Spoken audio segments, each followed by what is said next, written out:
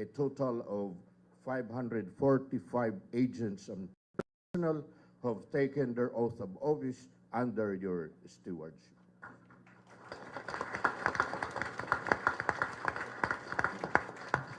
In many ways, you have touched the lives of so many agents and personnel. You are definitely leaving the Bureau with a legacy. My snappy salute to you, sir.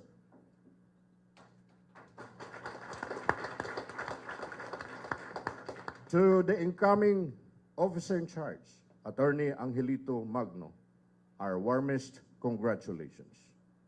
You have our full support.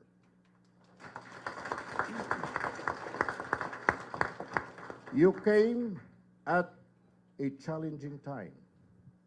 There is an ominous public clamor for accountability and transparency in government, triggered by much publicized corruption and the implementation of government infrastructures, especially the flood control projects. The NBI is one of the agencies tasked to investigate these projects, while the entire nation is impatiently watching us. Accountability is the battle cry. We must not fail them. We must do our share by filing airtight cases. We have to render justice to the taxpayers and the young generation who are to suffer from this greediness and betrayals. No matter how daunting the task is, I am optimistic that under your able leadership, we will succeed. No less than the President, the Secretary of Justice, and the Filipino people are with us in this fight. Ladies and gentlemen, it is my honor to welcome you all into this turnover ceremony. Thank you.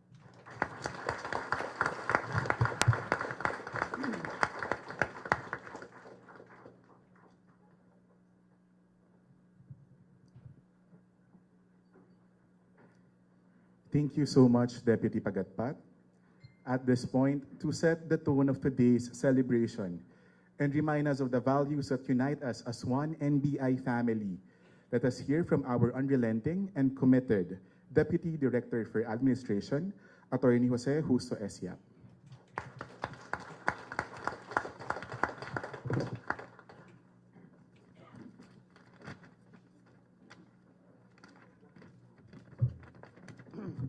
Thank you, Aljan.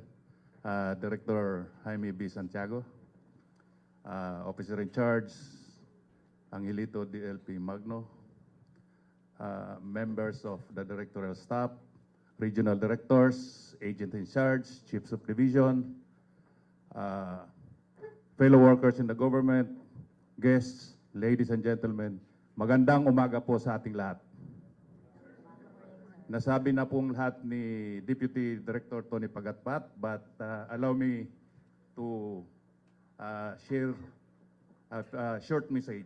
Today marks another milestone in the history of our organization as we formally welcome the change of leadership. We are here not only to witness the transition, but to renew our collective commitment of upholding justice, maintaining integrity, and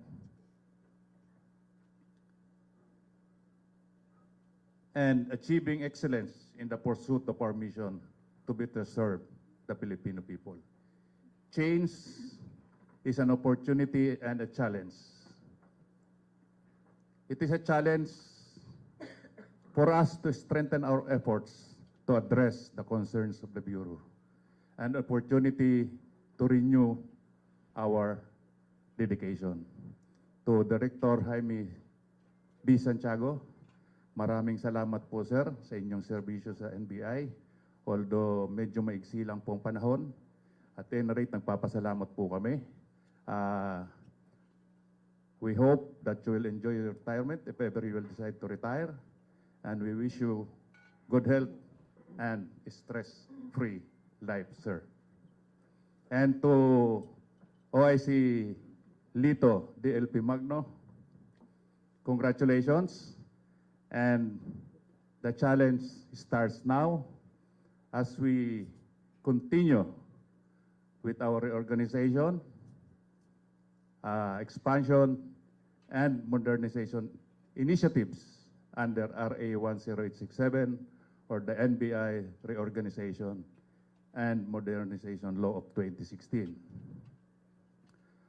With our full support and cooperation, I am confident that we will achieve all these objectives and continue to build our legacy and attain the highest standards of public service.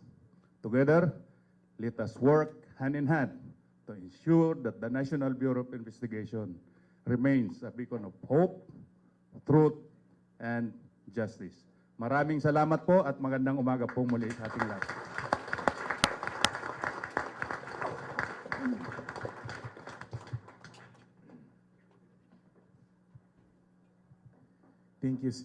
Thank you so much, Deputy Director Yap. At this juncture, leadership is service, and service, when done with heart, leaves a legacy that time can never erase.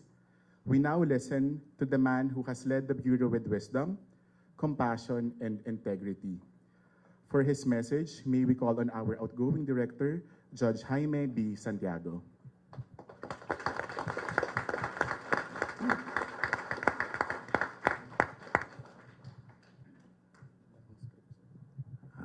Thank you, Aljan. Hindi ako nag-prepare ng speech. Pero mas mabuti nga para galing sa puso. Alam nyo, sabi nga, outsider ako, but not really. Nag-umpisa ako as a record checker when I was 19 years old, master name. After 3 years, hindi ako maging regular, nagpulis ako. Nagpulis, nag-aral ng law, naging piskal, naging judge, at nag-retire bilang judge. Akala ko, tapos na. No? Biglang nabigyan ako ng pagkakataon. Yung pinapangarap ko, yung tinitingala ko, binigyan ako ng pagkakataon, in-offer sa akin. So, kahit na matanda na, I'm 66 when I was appointed. 67 na ako ngayon. Ginrab ko yung opportunity na mapaglingkuran ko ang mamamayan through the National Bureau of Investigation. Talagang very proud ako sa Bureau at malaki talaga ang saludo ko sa National Bureau of Investigation. Nasabi ko nga, naikwento ko nga nung maging director ako, akala ko doon lamang sa James Bond movies, mapapanood yung galing ng mga ahente. Totoo, sinabi ko sa kanila. Pero hindi ko na mention yung ating mga capabilities.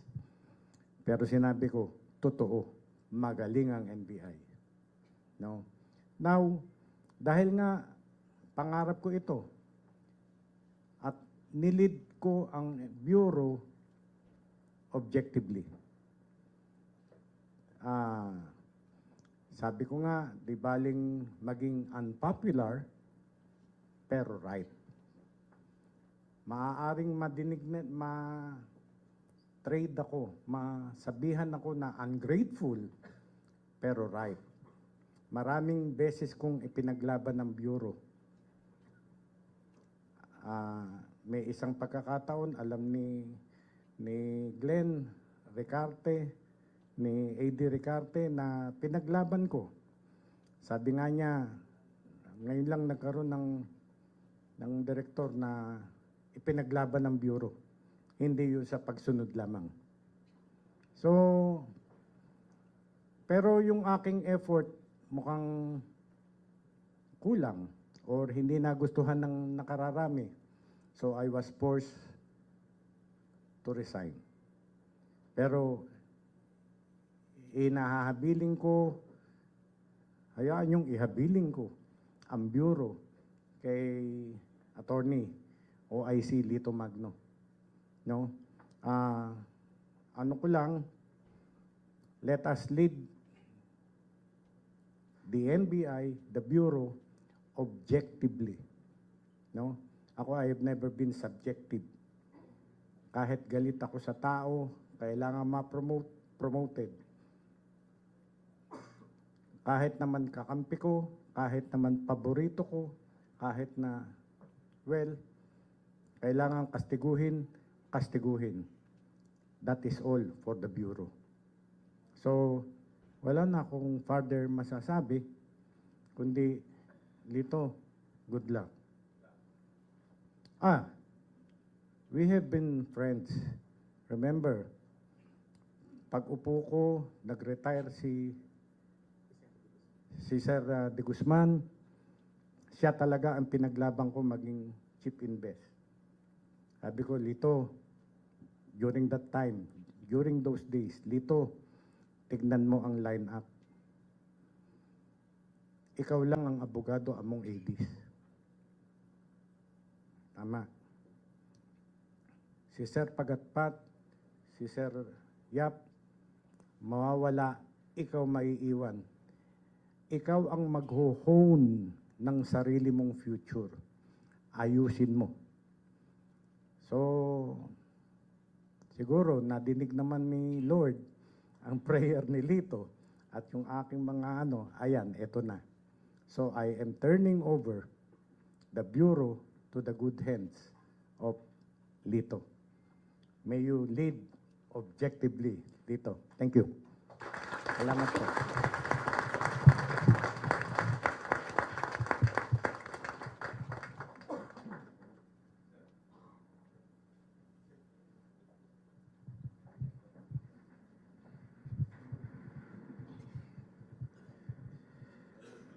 Now, we witness the symbolic transferring of the NBI flag. The flag of the NBI stands as a symbol of honor, duty, and unwavering commitment to justice. As it is passed on, so too is a torch of leadership, ensuring that the mission of the Bureau continues with the same fire of dedication. We now witness the symbolic transferring of the NBI flag.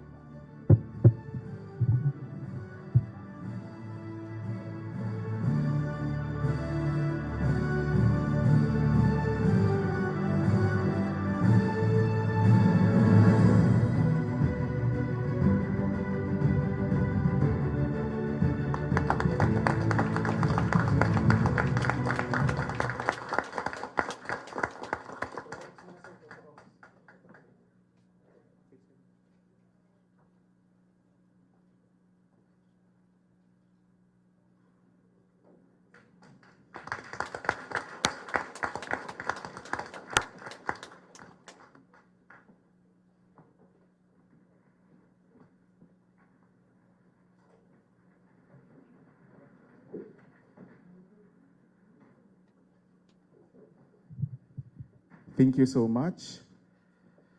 Now, for the message of our incoming officer in charge. Every new chapter brings new strength, new vision, and new purpose. To share his message of leadership, dedication, and hope, let us all welcome our incoming officer in charge of the National Bureau of Investigation, Attorney Angelito DLP Magno.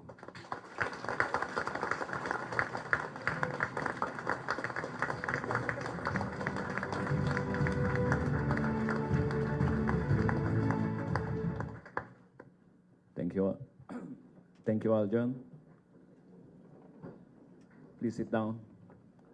Sana medyo komportable kayo para baka mahaba-haba ito ng konti. Magandang umaga po sa ating lahat, sa ating kagalang-galang at in absence nga lang, wala si si OIC Secretary Bida at alam naman natin maraming ginagawa. Sa ating pamilya, sa aking pamilya, may bahay, si Reza, si Anton at Alisa.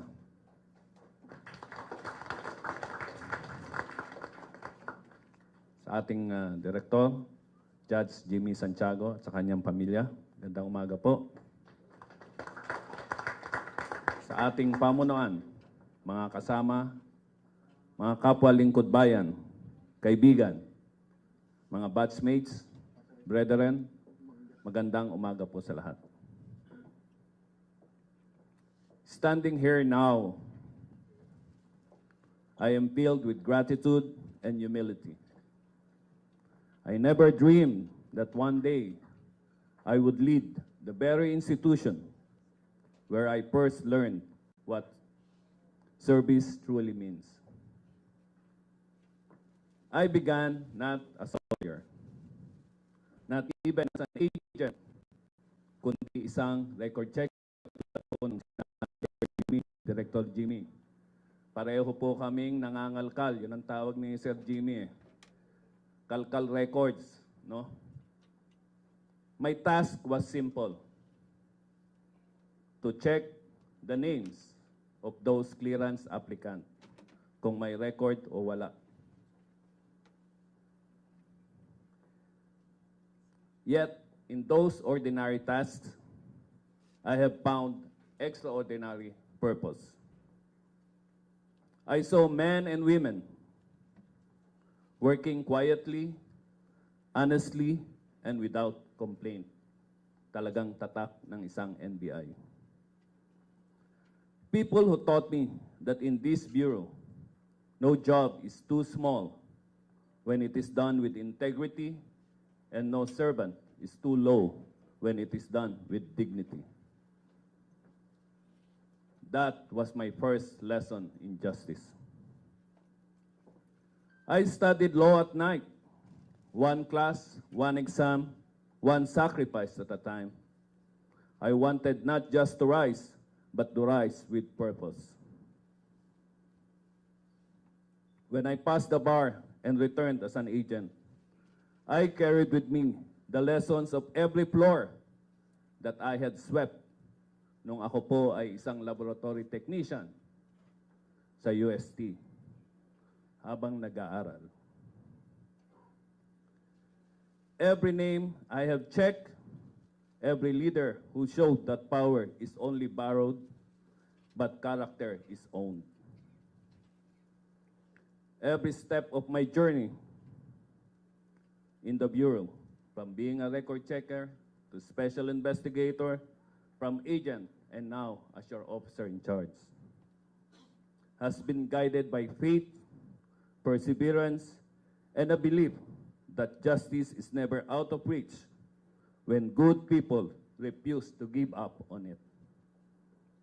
The higher the position, the deeper my gratitude.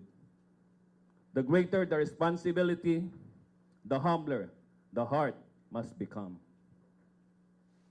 That is why I stand before you, not someone above you, but as one of you. To those in the field, to the regions, to the districts, here in our offices, to every laboratories, remember this: every report, every fingerprint taken, every late night duty matters. Each of you is a vital cog in the wheel that keeps this institution turning. At tayong lahat ang magpapagalaw nito tungo sa bagong Pilipinas. No leader succeeds alone. Leadership is not a crown. It is a covenant.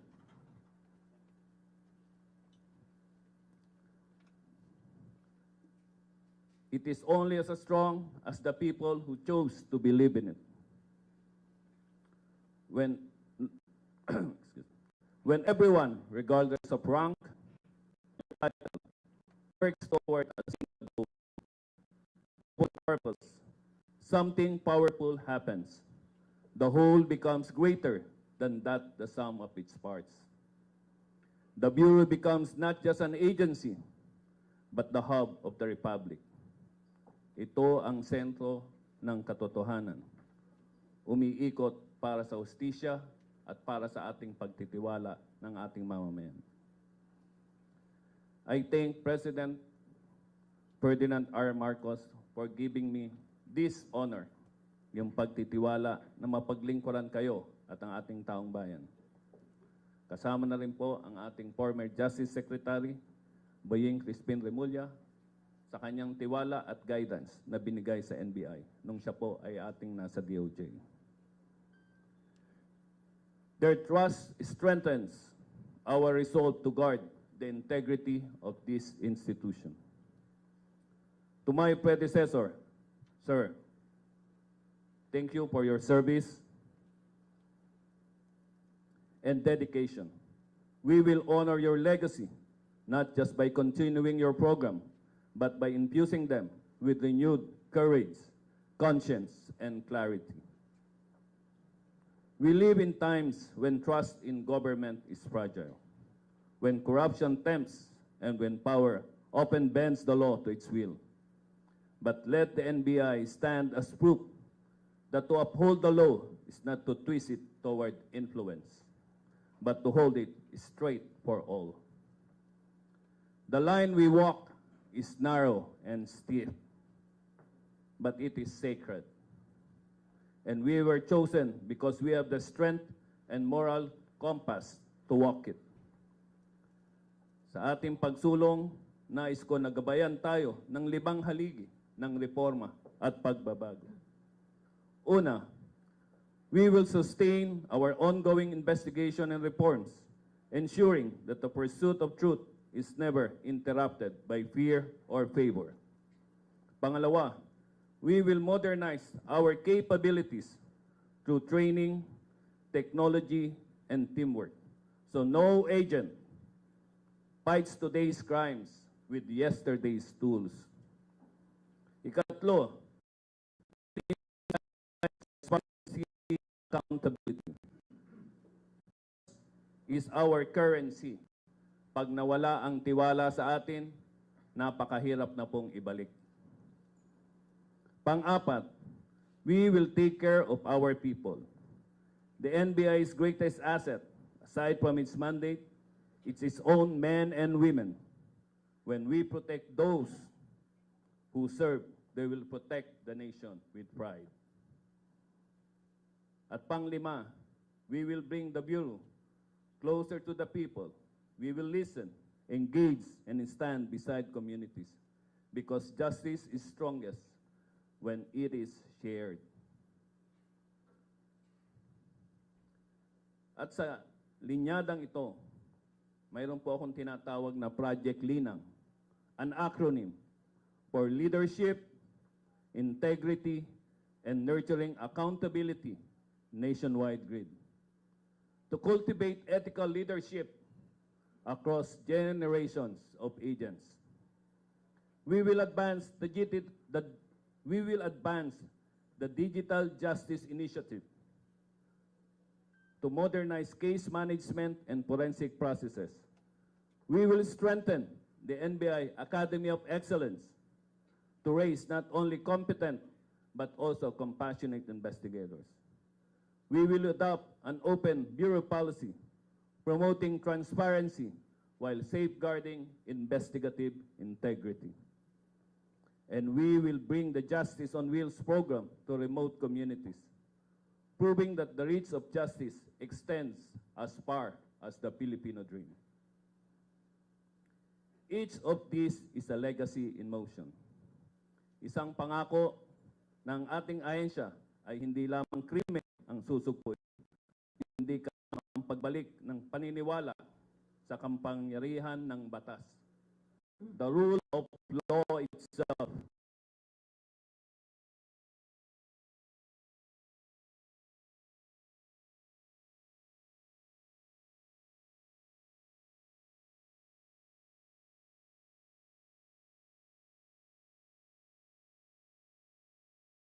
Let us live our creed each day, to investigate without fear, to serve without seeking glory, to remember that behind every case number is a life, a story, a cry for justice. Tapat, tama, at tunay ng paglilingkod. Honest in service, right in action, genuine in purpose. Is needed. We will protect your rights. We will uphold the law without compromise. We will serve faithfully without fear, without favor, and without fail. The title officer in charge may be temporary, but the mission of service is to lead bravely, to lead humbly, and to walk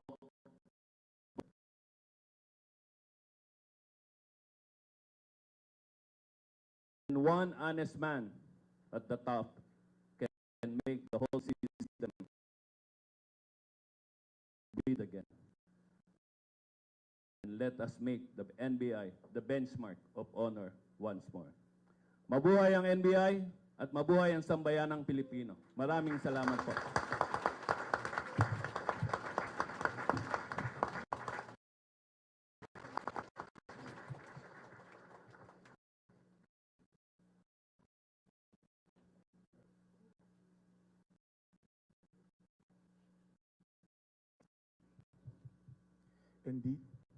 Indeed, for leadership,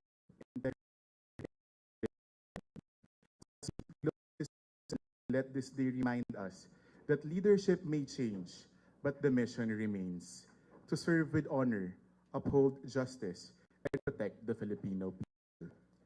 At this time, may we invite our directorial staff to have our photo opportunity with our outgoing director and our incoming officer in charge to commemorate this historic moment.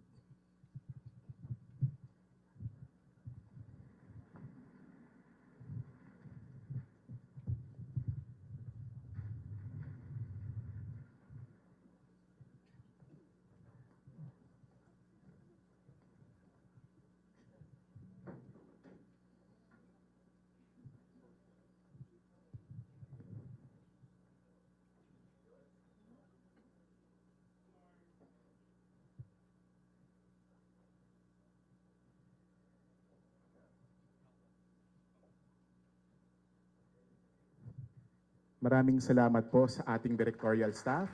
Hindi pa po natatapos ang ating event ngayong umaga. Meron po tayong hinandang buffet brunch for everyone at meron po tayong koral na magrepresenta para sa lahat. Maraming salamat po at magandang umaga.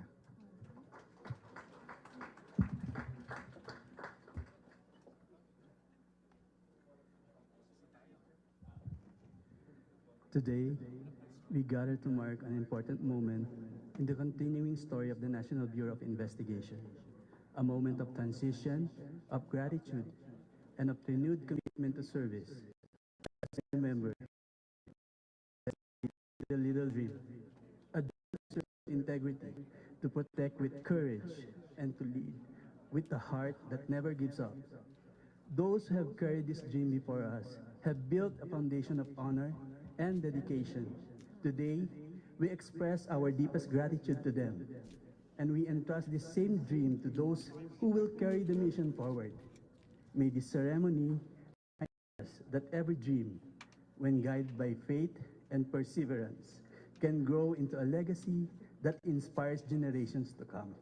Together, as one NBI family, we stand strong, steadfast, and unstoppable to serve people, to pursuit of truth and justice. Inihahandog po namin ang aming awitin sa inyong lahat.